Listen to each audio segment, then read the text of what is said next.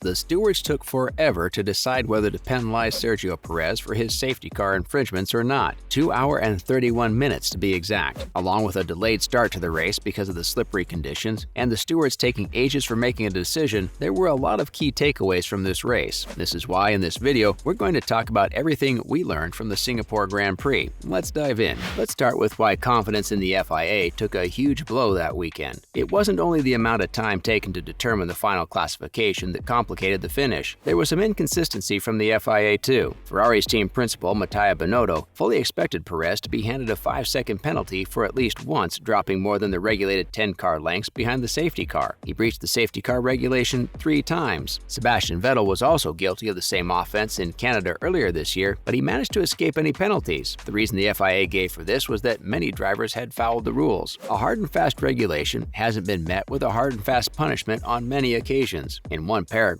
the stewards noted that the damp conditions weren't enough for Checo to keep on dropping so far behind the safety car, but in another one, they noted that the wet conditions and difficulties highlighted by the Mexican as mitigatory circumstances. Such events have allowed public perceptions of the FIA to slip further. Now, the clumsy handling of wet weather starts. After relentless rain hit the island on Sunday evening, FIA was forced to delay the start of the race by 65 minutes. All 20 cars were shod in the green intermediate tires after completing their outlaps. This proved tedious for many. The 40-minute start procedure of F1 requires a major helping of foresight to predict conditions safe enough for beginning the race. Leaving out the fully grooved wet tires left a sour taste in everyone's mouth, as many felt the reaction had been excessively drawn out to render the blue rubber a surplus to the requirements. The race only ran for 64 out of 78 laps after hitting the 3-hour time buffer. This was set in motion by 4 separate delays, the last of which was a 60-minute red flag after a formation lap behind the safety car. It looks like there are plenty of scopes to improve how F1 handles the natural elements of the race. Let's talk about Perez possessing the power to arrest his dip in form. Perez had 3 full months of performances that were below the unwritten expectations, this being to follow Verstappen home only a place behind or to take the fight to Ferrari when Max was having an off day. Verstappen started 8th on the grid after missing out on 2 hot Q3 laps. It was Perez who led the race for Red Bull. He nailed the second phase of his launch to demote Leclerc from the lead into turn 1. He led each of the safety car restarts and finished the race with a comfortable 7.6-second lead, which helped him to keep P1 even after getting a 5-second penalty. Coming up, F1's champions prove they're not infallible. Although Verstappen was hurt by the aborted Q3 laps, the start of the race was fluffed when he triggered anti-stall to drop to 12th on the grid. In an attempt to win his race on the spin, Max did prove that overtaking in Singapore without DRS, while the whole field is running on inters, is possible with his precise early passes. It was his worst race of the season. Hamilton was also off color. His Mercedes was slower than the Ferraris and the Red Bulls. After complaining about banging wheels to Sainz, he overcooked it under braking to whack into the outside barrier. Hamilton was lucky to recover from a front wing change after his end plate came loose. He also botched a pass on Vettel to round off an utterly disappointing display. Up next, an eventful race isn't a thrilling race. Wet weather, 2 virtual safety cars, 2 safety cars, and only 14 finishers reflected a hectic Singapore GP. For all the spills, a lot was left considering a race that panned out ultimately as a damp squib. That wasn't helped by a late climax being denied by Checo's pace in the final stint. His case of critical tire management and turn of speed allowed him to defend against Leclerc soundly. The humid conditions made sure the track took ages to dry. So for all the impressive shots of cars sliding around under tricky circumstances, passing largely came at a premium. Not to mention, Verstappen missed out on a 2nd world title. Verstappen, who was set for taking the pole position, had to win and clock the fastest lap, while Leclerc finished 8th or worse for the championship to be settled in Singapore. That was a feat he reckoned to be unrealistic coming into the round. Following up, McLaren and Alpine's battle for 4th will run and run. Even though McLaren has taken a backward step this season as compared to their 2021 F1 campaign, they were still able to keep Alpine at bay initially in the battle for 4th in the Constructors' Championship. A cocktail of Alpine's unreliability and a couple of questionable strategy calls meant McLaren could keep in front in the points. That was until the French GP, when the Alpine concern pipped its papaya rival, in no small part thanks to Alonso's red-hot form. And come to the end of the Dutch GP, it had a healthy 24-point cushion in the fight to lead the Class B fight. What's more, Albon's return was heroic, but his exit was comical. His return to F1 after fighting appendicitis was nothing short of heroic. However, out of all the clumsy crashes in the Singapore GP, Albon's was the lamest. Albon had already spun on the opening tour after starting 18th before biffing it on lap 24. He ran into a patch of standing water rudder into turn 8 to understeer well wide. Albon hopped on the brakes but locked up and rolled into the outside wall. Moving on, the budget cap is about to face its first major controversy. F1 sources allege that Red Bull and Aston Martin have exceeded the 2021 budget cap the first season it was brought into use. While the FIA issued a brief statement acknowledging the breach, its true test is on Wednesday, when the FIA will decide how it'll administer the available punishments. We'll have to see what kind of punishment Red Bull will face, if they face any. Last but not least, Red Bull denies any overspending. Red Bull boss Christian Horner insists that his team's accounts are in order and has fiercely denied accusations of any wrongdoing. He says that he and his team are confident in their submission and they're comfortably within the cap. Horner also mentioned that his team will take legal action against the statements of Toto Wolff and Laurent Mekies. Now, moving on to other related news. First up, Ricciardo won't be on the F1 grid next year. It's happening, guys. Ricciardo has announced that he won't be on the F1 grid next year. Although it wasn't a surprise with only 2 seats available at Williams and Haas next season, it's still sad. He says that he'll start preparing for a 2024 comeback to F1. Ricciardo believes that there will be better options for him on the grid in 2024. It's surely going to feel strange not seeing him on the grid next year, as he's a big fan favorite and has such a huge personality. Next up, Hamilton makes a vow. Verstappen wrapped up his 2022 World Championship with ease after taking his 12th win of the season in the Japanese GP. Hamilton finished 5th in the Japanese GP, and his 180 points this season is less than half of Verstappen's total. However, he's optimistic that Mercedes will return to form next year to pose a more sustained threat to Red Bull than Ferrari has managed this season. In his post-race interview, he congratulated Max and said that he has no doubt whatsoever that Mercedes will have a better car next season. Finally, Horner said F1 made a mistake with the revised point system. As a wet Japanese GP, in which 28 out of the 53 scheduled laps were completed, Verstappen took the checkered flag ahead of Perez and Leclerc. According to almost everyone, including Red Bull, points would have been awarded for column 3, which governs 50 to 75% of the race distance being covered. Even after winning the race, Verstappen was a point short of the title, but later the FIA announced that he was the world champion as full points had been awarded. That's because that column only applies to the races that cannot be resumed, according to the FIA. Horner thinks it's a mistake that wasn't included after the drama in Spa last year, and that the regulations haven't been mopped up. Last year in Spa, 2 laps were covered behind the safety car, and the drivers were awarded half points. That's a wrap for this video. What was your favorite moment from the Singapore GP? Let us know in the comments below. Don't forget to give this video a thumbs up and subscribe to our channel for more videos like this.